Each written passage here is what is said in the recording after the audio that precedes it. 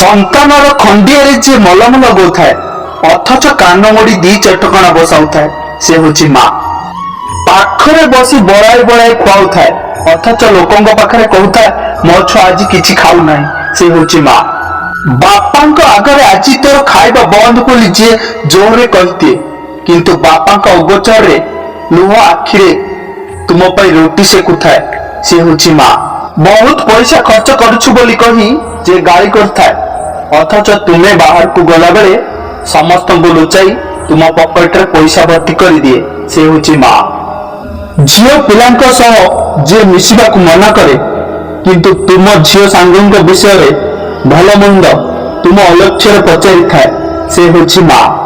ପରୀକ୍ଷାରେ ଭଲ ନ କଲେ ଯିଏ ମାଡ଼ ମାରେ ଅଥଚ ତୁମେ ମାଡ଼ ଖାଇ ଶୋଇଗଲା ପରେ ମାଡ଼ ମାରିଥିବା ଜାଗାକୁ ଆଉଁସେଇ ଦେଇଥାଏ ସେ ହେଉଛି ମା। ହଷ୍ଟେଲ ପଢିବାକୁ ଗଲାବେଳେ ଯିଏ ବେଶ ସରାଗରେ ତୁମ ବେଡିଂ ସଜାଡୁଥାଏ ଅଥଚ ତୁମେ ଗଲାବେଳେ ଉଦାସୀ ହୋଇ ଅନାଇଥାଏ ସିଏ ହେଉଛି ମା। ସେ ଫୋନ କଲେ ତୁମେ ବିରକ୍ତ ହୁଅ ଅଥଚ ତୁମ ଫୋନକୁ ଯିଏ ଚାତକ ପରି ଚାହିଁ ବସିଥାଏ ସେ ହେଉଛି ମା। ତୁମର ଯାବତୀୟ ହତାଦର ପରେ ବି ଯେ ତୁମର ମଙ୍ଗଳ ପାଇଁ ଠାକୁରଙ୍କ ପାଖରେ ତୁମ ପାଇଁ ଅଖଣ୍ଡ ଦୀପ ଜାଳୁଥାଏ ସେ ହେଉଛି ମା। ବାପା ଆଉ ମା ଗୋଟିଏ ମୁଦ୍ରାର ଦୁଇଟି ପାର୍ଶ୍ୱ ପରି ଜଣେ ଦେହ ହେଲେ ଆଉ ଜଣେ ଛାଇ। ମାଙ୍କ ବିନା ଘର ଅନ୍ଧକାର ଆଉ ବାପାଙ୍କ ବିନା ଦୁନିଆ ଅନ୍ଧାର। ମା ଥିଲେ ଏହି ଧରାପୃଷ୍ଠରେ ମଧ୍ୟ ସ୍ୱର୍ଗ ସୁଖ ପ୍ରାପ୍ତ ହୋଇଥାଏ।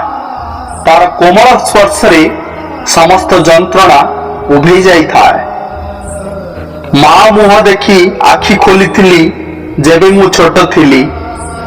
ହସି ହସି ସିଏ ବାଏ ବାଏ କହୁଥିଲା ସ୍କୁଲ ଯେବେ ମୁଁ ଯାଉଥିଲି। ଯେତେ ବଡ଼ ହେଲି ଦୁଃଖ ମୁଁ ପାଇଲି ଖୁସିର ତ ଦେଖା ନାହିଁ।